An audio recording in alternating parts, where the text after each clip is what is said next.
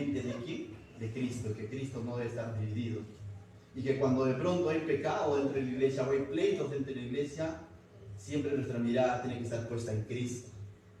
Y la pregunta que debemos hacernos, ¿qué haría el Señor en esta circunstancia? Y no tratar de resolver las situaciones con sabiduría de hombre, ¿no? Pablo ha hablado, dice, sabiduría humana y sabiduría de Dios. Entonces nosotros tenemos que resolver los asuntos de la iglesia conforme a la sabiduría de ¿quién? De Dios.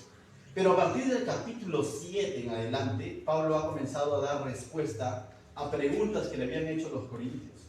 Mira cómo comienza el capítulo 7. No vamos a estudiarlo hoy, ya lo hemos estudiado. Pero mira cómo comienza el capítulo 7. Dice, en cuanto a las cosas que ¿qué dice? Me whatsappiaste, me escribiste. Aquel entonces, lógicamente, era una carta, ¿no? Pero le hicieron llegar una serie de preguntas a Pablo. Por eso es que vemos en este capítulo hablando sobre el matrimonio, sobre la soltería, sobre el divorcio, y se dan cuenta, ¿no? Todos esos temas, porque Pablo está respondiendo a interrogantes que le habían hecho llegar a los corintios, ¿no? Si quieres aprender un poco más de eso, mira el video que está en el YouTube. Hemos estudiado en 3 domingos, hemos estudiado todo el capítulo 7, donde hablaba sobre el matrimonio, ¿no? Cómo es que fue instituido por Dios y que la voluntad de Dios no está contemplada en el divorcio, ¿no? Y lógicamente ha dado ciertas excepciones, ¿no? Ha hablado de la soltería, cómo es que los jóvenes deben dedicarle su tiempo, su dedicación a agradar a Dios, ¿no? Y también los matrimonios, ¿no? Cómo es que el marido y la mujer se deben unos al otro, que ahora son una sola carne. Todo eso hemos aprendido, Pablo respondiendo a preguntas que le habían hecho llegar. Pero el capítulo 8 comienza diciendo lo siguiente. En cuanto a los sacrificios a los ídolos, entonces ahora va a tocar otra pregunta que le habían hecho llegar. ¿Y qué pregunta le habrán hecho? No nos dice qué le preguntaron, pero la respuesta nos ayuda a comprender más o menos qué le pudieron haber preguntado, ¿no? La interrogante tenía que ver con qué, con el sacrificio a los ídolos. Por eso él dice, en cuanto a los sacrificios a los ídolos, y de eso va a comenzar a hablar Pablo en este capítulo. ¿Amén? Entonces tú dices, pero hoy en día quizás nuestra lucha no tanto es sacrificio a los ídolos, es lógicamente en el contexto, Corintio pues era una ciudad que estaba muy influenciada por el gobierno romano, y el gobierno romano es una ciudad, y por la cultura griega también, y la cultura griega, tanto el gobierno romano, ambos, ¿no? Son, pero idólatras, pero así, a full, ¿no? Los griegos tenían Dios para cada cosa, y tú por eso encuentras toda la mitología griega, ¿no? Zeus, Júpiter, bueno, Afrodita, Artemisa, y todo lo que uno va, Esculapio, el dios de la medicina, y así, una serie de nombres que era parte de la cultura, ¿no? Entonces ese es el contexto en el que los hermanos de Corintio están ahora congregándose, y lógicamente nosotros sabemos que los cristianos creen en un solo Dios, ¿amén? Y que ese solo Dios es Dios Padre, Dios Espíritu Santo y Jesucristo. Entonces, pero a raíz de todo esto, había ciertas costumbres que todavía continuaban, que eran propios de la ciudad. Por ejemplo, el dedicar ciertas ofrendas, ciertos animales a estos dioses paganos. Y de eso va a hablar, ¿no? ¿Qué tanto nos puede contaminar eso? Pero vamos a ver qué es lo que primero Pablo va a tocar. Antes de entrar al tema en sí, lo que Pablo va a hacer es va a poner un principio bien claro, que está en el verso 1 al 3. Va a poner unos principios, las bases para él poder tocar lo que viene más adelante. Dice, en cuanto a los sacrificios a los ídolos, sabemos que todos tenemos, ¿qué dice? Conocimiento. El conocimiento envanece, pero el amor edifica. Y Pablo dice, yo sé que ustedes ya saben en cuanto a esos ídolos. Ya había una enseñanza previa en cuanto a qué significan esos ídolos, quiénes son esos dioses, y va a hablar más adelante. Y básicamente Pablo les va a decir, ustedes saben que esos dioses son nada. Son falsos dioses, y que existe un solo Dios. Y Pablo está apelando a que el corintiano, el hermano de Corintio, ya sabe que esos dioses no tienen ningún efecto. Es como hoy en día, ¿no? No sé si dice el cristiano, cuando de pronto el cristiano está bien, cuando está bien cimentado en la palabra de Dios, no le va a tener miedo pues al fantasmita, ¿no? porque sabe que el Espíritu de Dios habita en él, ¿no? Sabe que el perfecto amor echa fuera todo temor, ¿no? Entonces, oye, que el mal ojo, todas esas cositas, ustedes saben que ya no. Algo así, o sea, el corintiano sabía, ¿no? Quiénes eran esos dioses, ¿correcto? Entonces, Pablo no se está preocupando por eso. El conocimiento lo tenían, pero Pablo quiere decirles algo, mira.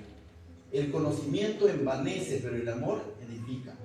Pero Pablo no tanto va a sostener todo lo que va de toda su ministración en solamente el conocimiento, sino también en el amor. Porque de qué vale que yo sepa tantas cosas, pero no lo filtro a través del amor. Y ahí es complicado. Un ejemplo tenemos en los fariseos de la época.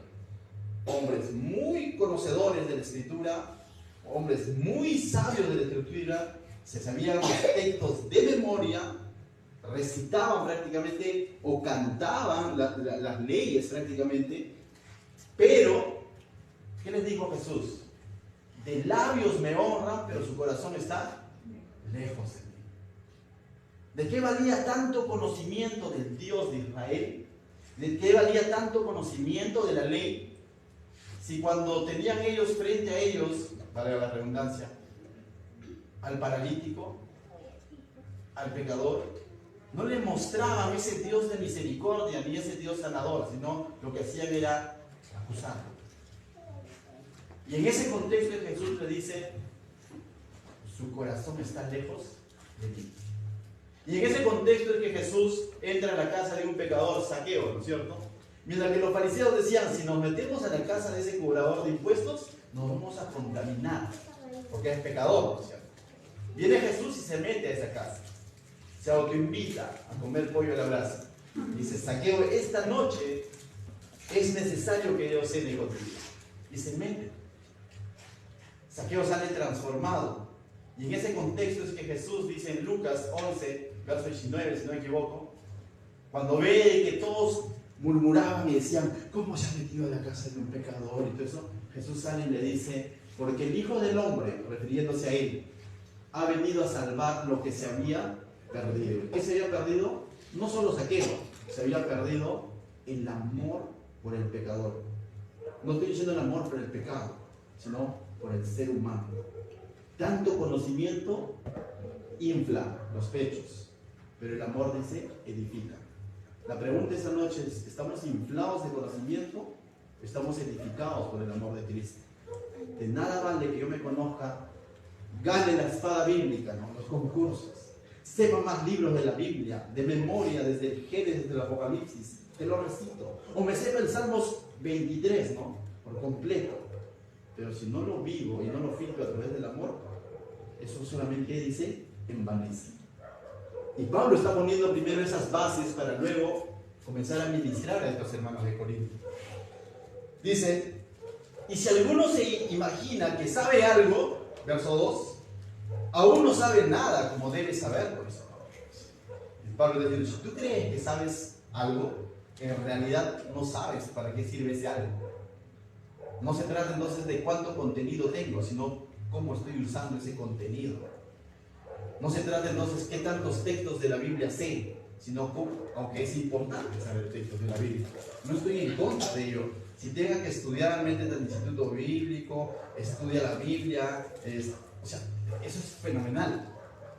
Pero si yo me quedo solo con el contenido y no sé qué hacer con ese contenido, no sé cómo canalizar ese conocimiento de la palabra de Dios que estoy teniendo, y el canal es el amor del cual va a hablar, de nada sirve. O sea, me estoy autoengañando. Eso no es espiritualidad. Vendría Santiago y ¿qué le diría? La fe sin obras, ¿qué es? Muertas. Vendría Santiago y le diría, no solamente tiene que ser oidor, sino que hacedor. Es claro. Entonces, mis hermanos, no sé cuántos años de cristiano tengas. Quizás has nacido en cuna cristiana. Quizás tengas 30 años de cristianos, 20 años de cristianos, 2 meses de cristiano. Pero recuerda, lo mucho o lo poco que ya conoces de Dios, fíltralo a través del amor. Edifica con eso que Dios te ha mostrado. Continúa Pablo, dice, pero si alguno ama a Dios, ¿qué dice? Es conocido por Él. O sea, lo importante es que Dios nos conozca. Y en realidad Dios nos conoce, ¿no? Él es omnisciente. Él lo conoce todo. Cristo pesa los corazones. En los tiempos del Señor, algunos se entregaban de verdad, de lleno, y otros solamente por la multiplicación de los panes, los milagros y todo lo demás. Pero cada uno de ellos, los que se entregaban de verdad, como los que lo seguían por interés, decían que creían en Dios, o que creían en Jesús. Y Jesús les dijo, no. Dice que Jesús pesaba sus corazones. Y decía, no, esa fe no vale, hasta los demonios creen. Y tiemblan. Pero no solamente se trata entonces de un creer intelectual, sino de un creer que transforma vidas. Dice, pero si alguno ama a Dios, Jesús lo dijo de otra manera en el Evangelio de Juan, capítulo 6, si no me equivoco, donde dice, el que me ama, ¿qué dice? Guarda mi palabra. Y guardar mi palabra no es memoriza mi palabra. Guardar mi palabra no es solo obedecer y ya cumplí, pues Señor. No. Guardar mi palabra es atesorar a tal punto que lo vives. Es guardar mi palabra. Y ese es aquel que ama al Señor. Entonces, primera característica de aquel que realmente ama a Dios es que ama también su palabra. Yo no puedo decir, Señor, te amo y todos los días te voy a cantar y voy a ir los domingos a la iglesia, pero me da pereza leer tu palabra. No tiene sentido, ¿no? Papá, te amo, pero no te quiero escuchar. ¿Imaginas a mi hijo? Pobre, que me diga mi hijita esa. Te amo, pero no te quiero escuchar. Algo así, ¿no? Dios, te amo, pero no amo tu palabra. Otro, cuando a Jesús se le preguntó por el más grande mandamiento o por el mayor mandamiento, ¿qué respondió él? ¿Uno solo o dos? Dos. Dijo, Señor, ¿cuál es el mayor mandamiento? Para que él dijo, ama al Señor tu Dios sobre todas las cosas, con toda tu mente, con todo tu ser, y a tu prójimo como a ti mismo. ¿Sabes por qué?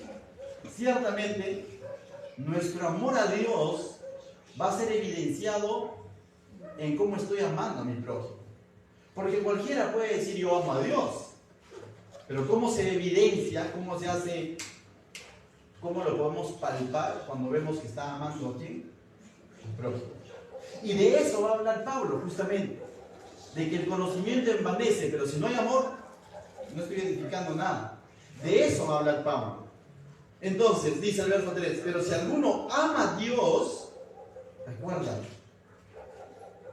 es conocido por él. Dios lo conoce. Dios realmente conoce cuánto lo amas. Dios realmente conoce cuánto guardas su palabra. Dios realmente conoce cuánto estás amando a tu prójimo. Podemos darle una careta. Y eso se llama, Jesús usó una palabra mucho más fuerte. Jesús usó la palabra hipocresía. ¿Y hacia quién se lo refirió? ¿Hacia la adúltera? ¿Hacia el borracho? ¿Al leproso le dijo eso? No. ¿Sabes a quién le dijo? Al que tenía conocimiento, pero nada de amor. Y usó palabras más fuertes todavía. Dijo sepulcros blanqueados. Sepulcro blanqueado es que aparenta que no hay ningún muertito dentro, por dentro llevas un muerto. Sepulcro blanqueado. Y usó una palabra más fuerte, una frase más fuerte todavía. ¿Sabes qué dijo? Generación de víboras. Y eso ya es fuerte. Eso significa hijo del diablo.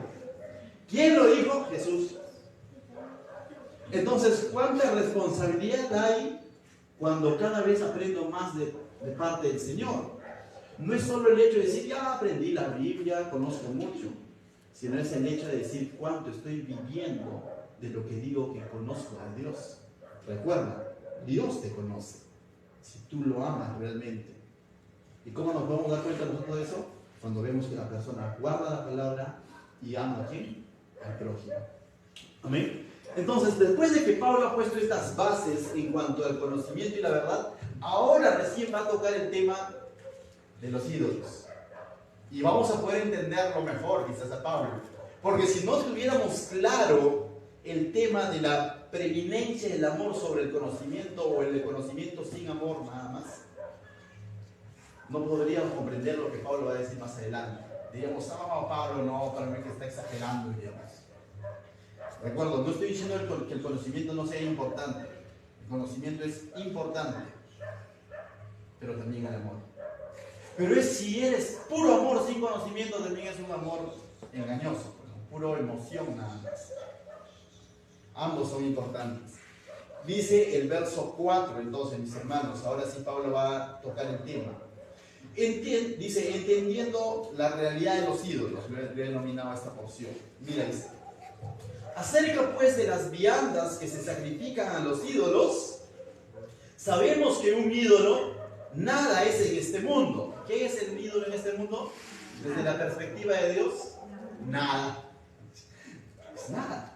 Oye, pero no, tiene un renombre, dice, le hizo el milagrito a tal. No, es nada. No lo digo yo, dice la Biblia. Nada es en este mundo. Y que no hay nada más que un Dios. Pablo es claro. Y el corintiano sabía también ya esto, que ya había sido instruido en esto. Por gusto, Pablo no va a estar 1 año y 6 meses con ellos, ¿no? Lo primero que les mostró, o una de las cosas que les mostró, fue de que hay un Dios y que todo ese panteón griego que tenían ellos, porque así lo llamaban, no sé si se acuerdan cuando Pablo llega a Atenas, que era otra ciudad cercana a los corintios, y ahí tenían, dice, un panteón de dioses griegos, ¿no? Tenían un templo para cada dios. Tanto llegaba su idolatría que tenían incluso un templo para el Dios no conocido, para el por si acaso. Búscalo en el libro de Hechos, capítulo 17, cuando Pablo llega, ¿no?, a uno de estos lugares, cerca, con Corinto era igual. Entonces, pero Pablo lo que ha instruido justamente que hay un verdadero Dios y que todos los demás son ¿qué? Nada. Este mensaje caería muy bien en provincia, donde cada lugar tiene su propio santito, ¿sí o no? Sería fuerte, chocante esto cuando diga los santitos son nada. Sería ofensivo quizás para ellos. Pero Pablo está siendo directo. Luego dice 5. Pues aunque hay algunos que se llaman dioses, se llaman, no es que sean, sino que dice, se llaman, así es como el pueblo los llamaba, pues dioses, con D minúscula. El pueblo los llamaba así, ¿no? Para ellos eran sus dioses. O sea, ciertamente el cristianismo sabe que hay un solo Dios, pero eso no quita que ellos crean que es su Dios, ¿no? Cada quien tenía su propio santo, por así decirlo, su propio Dios. Entonces dice, aunque hay algunos que se llamen dioses, sea en el cielo o sea en la tierra, como hay muchos dioses y muchos señores, dice Pablo. Entonces, Pablo está diciendo, el hecho de que los llamen dioses, ciertamente existen esos dioses con D minúscula, esos dioses paganos, a lo que lo llaman en otros pasajes, ¿no? O esos dioses falsos. Esto existía en la sociedad y para ellos era una realidad, sí. Engañosa, sí, pero ellos creían y tenían cada uno sus propios dioses. Pero miren lo que dice Pablo, 6. Para nosotros, sin embargo, ¿qué dice? Solo hay un Dios. Y Pablo nuevamente es categórico.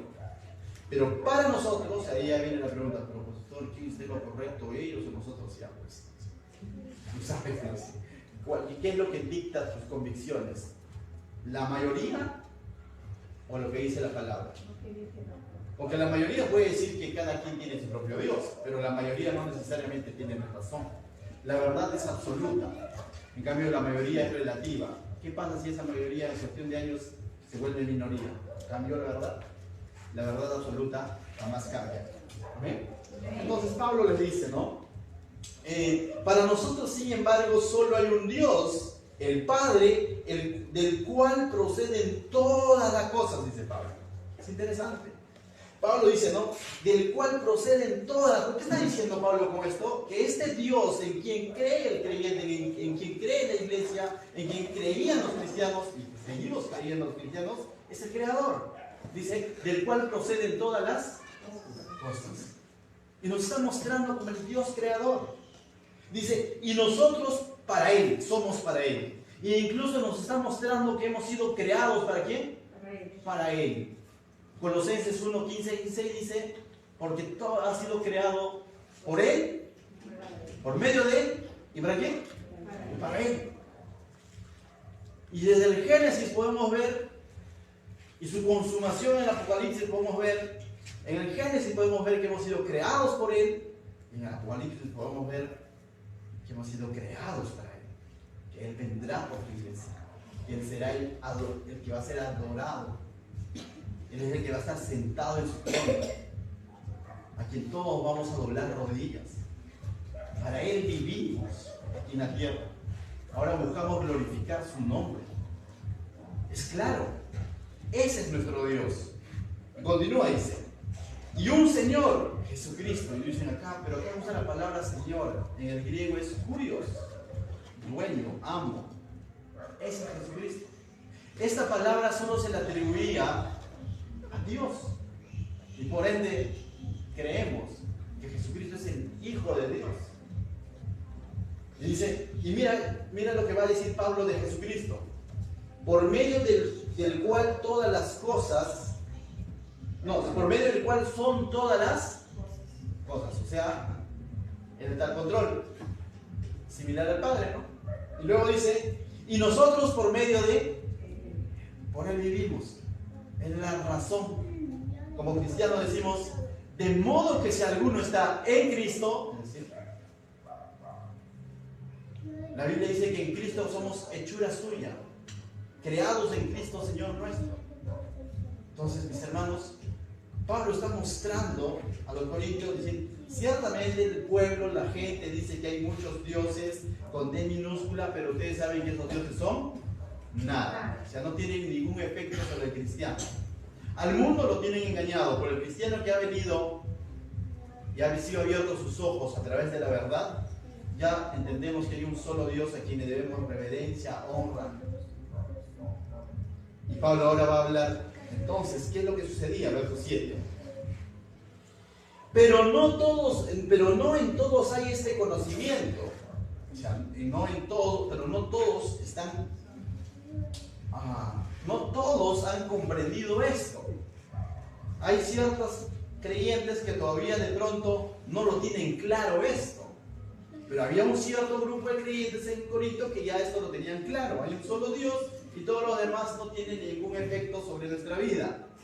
Porque son nada. Además estoy creyendo en el Dios que es el creador y para Él he sido creado y ahora busco agradar a Él. Todo lo demás no tiene ningún efecto sobre mi vida. Pero Pablo dice, pero no en todos hay este conocimiento. No todos lo han comprendido así. Porque algunos, dice, habituados hasta aquí a los ídolos, dice. Porque algunos todavía en su costumbre los consideraban como que con cierto temor a estos ídolos, ¿no? Comen como sacrificado a ídolos y su conciencia, siendo débiles, se contamina.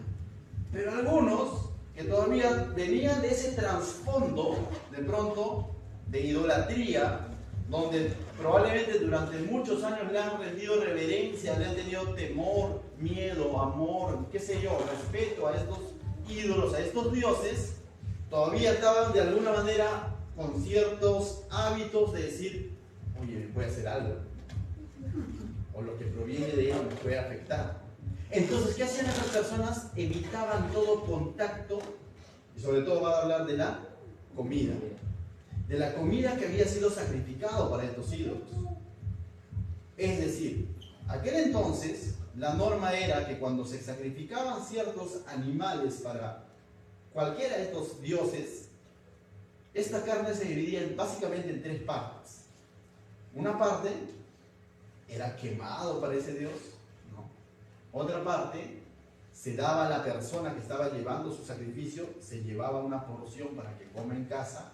Es como una especie de simbolismo de comunión con ese Dios. Y otra parte se quedaba el sacerdote de ese Dios. No estoy hablando del Dios de Israel, sino de ese Dios pagano. Tenía sacerdote. Se quedaba con otra parte. Entonces él se quedaba y se llenaba. Imagínate, viene el devoto tal, viene el otro devoto tal, y el sacerdote que servía en esos templos paganos se quedaba con mucha carne. ¿Y se la comía todo? No. Normalmente llevaba esta carne a los mercados y lo vendía a un precio más bajo. Y esa carne era vendida. Ahora tú vas como cristiano y te das cuenta que es una carne que había sido sacrificada ¿a quién? Para un ídolo. Pablo dice, tú sabes que no tiene ningún efecto sobre tu vida. Porque comas no eres más espiritual y porque no comas tampoco. Y eso va a decir más adelante, no lo estoy diciendo yo. Pablo va a decir, el hecho que comas no es que te hace menos espiritual. Y si dejas de comer, tampoco es que seas más espiritual, simplemente no tiene efecto sobre tu vida. Pero hay personas que han salido de ese contexto, de esa vida de idolatría, y ahora que se han convertido al cristianismo, le tienen cierto rechazo, cierto respeto, y dicen, no voy a comer eso, porque yo sé en qué consistía, yo sé cómo lo sacrificaban, y prefiere evitar. Y Pablo está diciendo eso, ¿no? Que no tenían todavía todo el conocimiento de lo que los otros sí tenían. Entonces algunos eran mucho más maduros en cuanto al conocimiento, conocían de que no tiene ningún efecto sobre su vida porque hay un solo Dios, el Creador. Mientras que había otros que todavía le tenían cierto temor. Y por ahí va Pablo, y mira lo que dice el verso 8. Si bien la vianda no hace más aceptos ante Dios, cuando dice vianda, esta comida, esta carne, no te hace más acepto ante Dios. Pues porque comamos, seremos más, ni porque no comamos, seremos menos. Es irrelevante, está diciendo Pablo. Es irrelevante si comes o no comes. Entonces tú dices, bueno, yo tengo toda la doctrina, correcto, hay un solo Dios, esos dioses no tienen efecto sobre mí, no hay problema, no puedo comer, no hay problema. Pero ten cuidado, porque ¿de qué he hablado anteriormente de eso? Las bases del amor. En cuanto a conocimiento, tú puedes estar en lo correcto, es decir, no tiene ningún efecto sobre mi vida, pero no basta solamente actuar conforme al conocimiento, sino tenemos que actuar con amor al prójimo. Eso se llama consideración. Y de eso va a tratar el verso 9, mira lo que dice. Pero mirad que esta libertad vuestra no venga a ser tropezadero para los débiles. Este derecho, este conocimiento que te ha hecho libre, tienes libertad de decir, bueno, no tiene efecto sobre mi vida, pero ten cuidado, no vaya a ser que sea de tropiezo para aquel que sí está viendo con cierto temor, cierto rechazo a este tipo de alimentos, ¿no? Entonces no seas, ¿cómo se podría decir? Imprudente, decir, come nomás, no hay problema, ¿no? Y todavía ven, dices, mira cómo no me hace nada. No puedes usar el conocimiento para algo así, lo que dice, ¿no me va a entender? No puedes usar el conocimiento sin considerar al prójimo o al débil, y lo que está hablando del débil en cuanto al conocimiento de esa verdad. Entonces ahí viene a tallar el amor a quién, el prójimo. Y muchas veces el amor justamente va a poner límite a ese derecho que puedo decir yo tener, le va a poner límite porque Dios no solamente me va a decir si era pecado o no era pecado, sino si era correcto o era incorrecto, si fue prudente o no fue prudente hacer eso. No, pero yo soy libre de hacer con Dios, sí, pero como cristiano no puedes ser egoísta. El amor al prójimo te lleva a pensar en tu prójimo, no la redundancia, a considerar, a tener empatía con él. ¿Me dejo entender? Y en ese sentido Pablo está diciendo que nuestra libertad debe estar calibrada con el amor al prójimo. Ahora tú dices, pero pastor, ¿en qué aplica eso hoy a nosotros? No, aquí alguien devoto de Zeus no hay, de Apolo no hay, de Esculapio no hay. O sea, ciertamente este fue un caso que estaba sucediendo ahí, quizás aquí no hay, en provincias sí puede suceder más todavía. Pero ¿por qué no hablamos de otras libertades que podemos tener como cristianos? Y sabemos, tenemos la convicción que no es pecado, pero a veces vamos a necesitar filtrar esa libertad considerando al prójimo. En lo personal, yo considero que, por ejemplo, la Biblia pone principios bien claros en cuanto a la vestimenta, eso lo tenemos claro. Pero la Biblia no dice pantalón, camisa, corbata, no dice jean, terno, no veo esos términos. Lo que la Biblia dice es varón como varón, mujer como mujer. Y lo que la Biblia dice es con pudor, como principios claros. Y sabemos que cada cultura, cada país tiene diferentes maneras de vestir. Tú te vas a la sierra y vas a ver a las señoras con su pollera. Y vas a ver a los señores que tienen su pantalón como que remangado hasta aquí y tienen sus ojotas, ¿no? Y si nosotros pretendemos de pronto poner una regla de desnudez diciendo, ¿qué es desnudez? Y de pronto decimos, no, tiene que ser faldón hasta la punta del dedo gordo. O sea, la hermanita que entrega su vida a Cristo y tiene una pollera hasta aquí, ¿está mostrando desnudez? O sea, Y de pronto la persona que no tiene para comprarse una camisa, un terno, no está siendo reverente al momento de exponer la palabra. ¿Me dejo entender?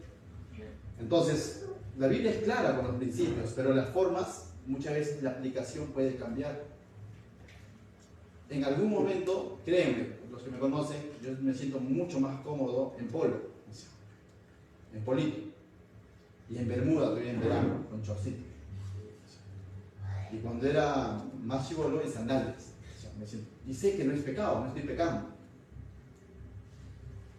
Pero cuando voy a venir y pararme aquí, aunque yo me sentiría mucho más cómodo con polo, créeme, pero por amor a las personas que vayan a llegar y que de pronto pueda tener una manera de pensar, tengo que ponerle mi camisita. ¿Entender? Pero con esto no estoy diciendo que soy más espiritual. Es irrelevante que si estoy con camisa o con polo, eso no me hace espiritual. ¿Me dejo entender? Lo externo no me hace espiritual, sino cómo estoy por dentro. Pero por amor al prójimo, tengo que considerar. En algún momento me invitaron a una iglesia a predicar, y lo he contado varias veces, es esto, ¿no? Donde me dijeron, sí, pastor, pero tiene que estar en corbata. Y verano. ¿Me imaginan? ¿No? Y verano. Ya. Y yo no podría decir, pero mi iglesia predico camisita suelta, ¿no? Porque es verano, pues, ¿no? Pues tuve que, son testigos, ¿no? Nos fuimos a, no voy a decir el lugar porque tal vez está viendo. Bien, nos fuimos, llevé la camisita, fui manejando en polo, llevé la camisita ahí, pues, ¿no? Bien planchadito con mi esposa. Entonces, llegamos, corbatita, todo.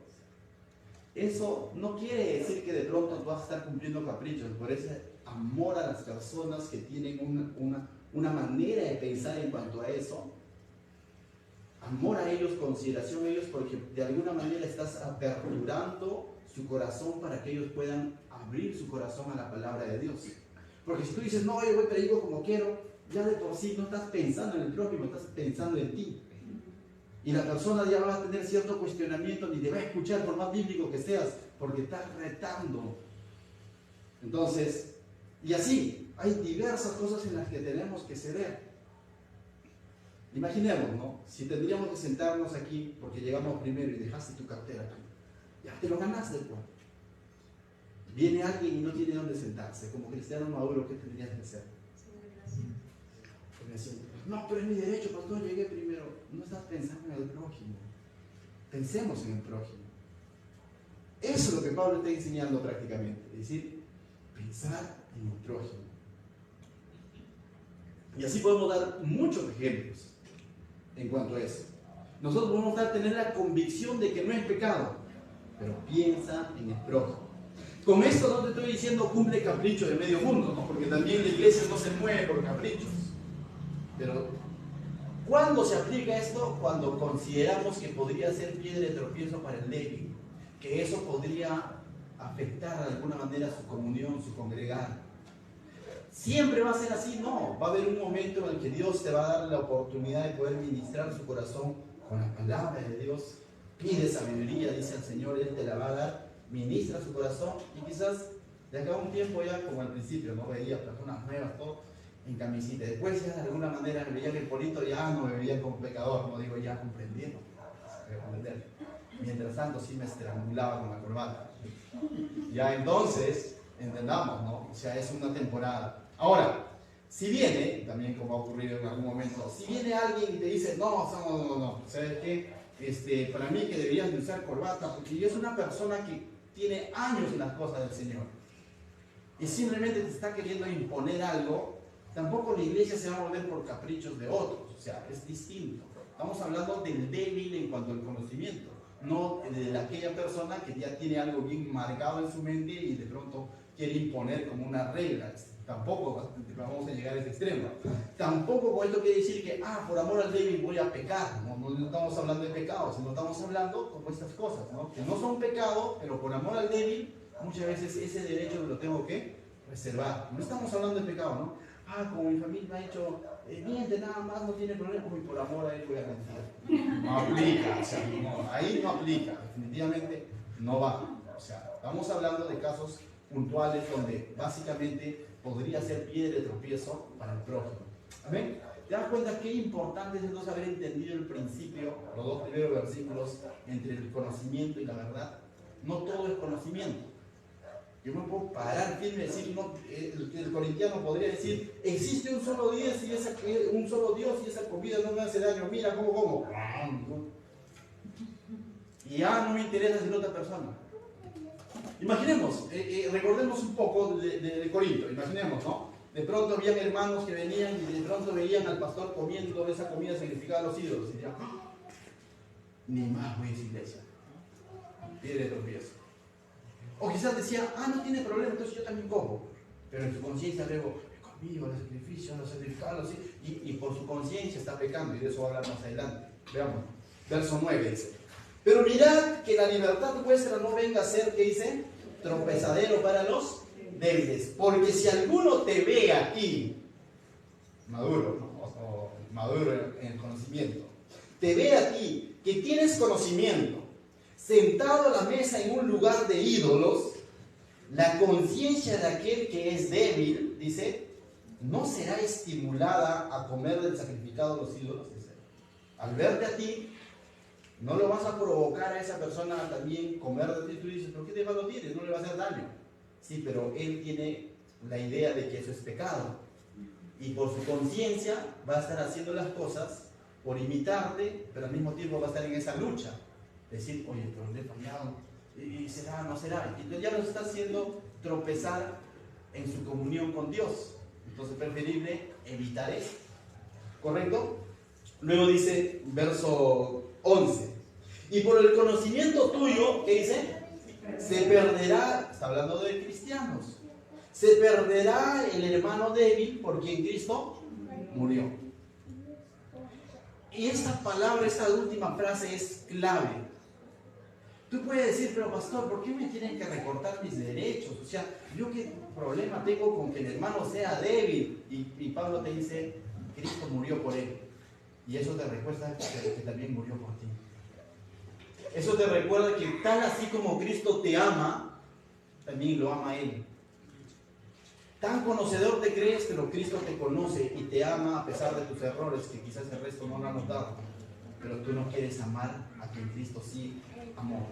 Si Cristo fue capaz de entregar su vida por aquel que es débil, por así decirlo, y tú no eres capaz de reservar cierto derecho por amor a Él.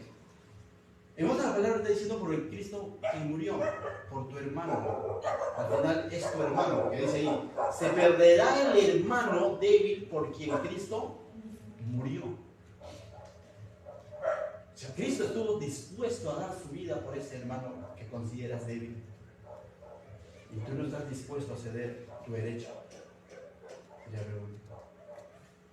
Trayendo al ejemplo que les puse, ¿no? Como si yo dijera, pero ¿qué de malo tiene predicar en polo? Entonces mejor yo voy en polo, y el Señor le diría, yo he muerto por esos hermanos. Aunque débiles en ese sentido, pero yo he muerto, he entregado mi vida por ellos. Y tú no te quieres poner una camisa. ¿Qué? Perdona. 12. De esta manera, pues, pecando contra los hermanos e hiriendo su débil conciencia, ¿qué dice? Contra Cristo pecas. Y no es que lo que estás comiendo sea pecado, sino esa actitud hacia tu hermano, el no ponerte en su lugar, no ser empático con él, eso es ofender a Cristo. Porque contra Cristo pecas. Porque ese hermano, aunque débil, es miembro del cuerpo de Cristo. Y no estás pensando en él. Hey, tú que te crees maduro, conocedor, mucha información, pero no estás pensando en el hermano débil, que también es miembro del mismo cuerpo. Amén. Pregunto, ¿Cristo amará más a los que son conocedores y amará menos a los que no conocen mucho? ¿Su amor se reducirá al conocimiento? ¿Cristo me amará más o menos que en aquel momento en el que estuve revolcado en el lodo y acababa de entregar mi vida a Cristo? Ahora, como ya conozco más Biblia, ¿me amará más? No, su amor no cambia. Tal como me amó cuando estaba tendido en el lodo, me ama hoy. ¿Y por qué yo no puedo amar a mi hermano? Que todavía no ha madurado en ese conocimiento. Amén. Entonces está diciendo que Cristo ha muerto por él. Y eso lo diría también esta noche. Si por ahí alguien dice, pero es mi derecho, que yo ama a tu hermano. Ama a tu hermano. Amén. Pregunto, ¿llegar tarde será pecado? Pero yo llegué primero, pastor. A ese que llegó tarde ya no lo deje entrar. Es cierto, el otro llegó tarde, pero Cristo lo ama. Amén. Y tu amor a tu prójimo no te debe llevar a compararte, a decir, yo llegué. Si has llegado temprano para el Señor. Yo aplaudo cuando alabo al Señor. Ese hermano que se sienta al fondo no aplaude, pastor. Y Cristo igual lo ama. Yo sí ofrendo, dicen algunos. Y creo que sí, por eso que me ama más. ¿Estás seguro? Te ama igual que el que no ofrenda. No tiene nada que ver. Veamos a través de los ojos de amor de nuestro Señor Jesucristo. ¿Cómo veían los judíos a la mujer samaritana? Ni se querían acercar. ¿Qué hizo Cristo? Se acercó. Le dijo, te voy a dar de beber. Le ofreció de esa agua que calma toda sed.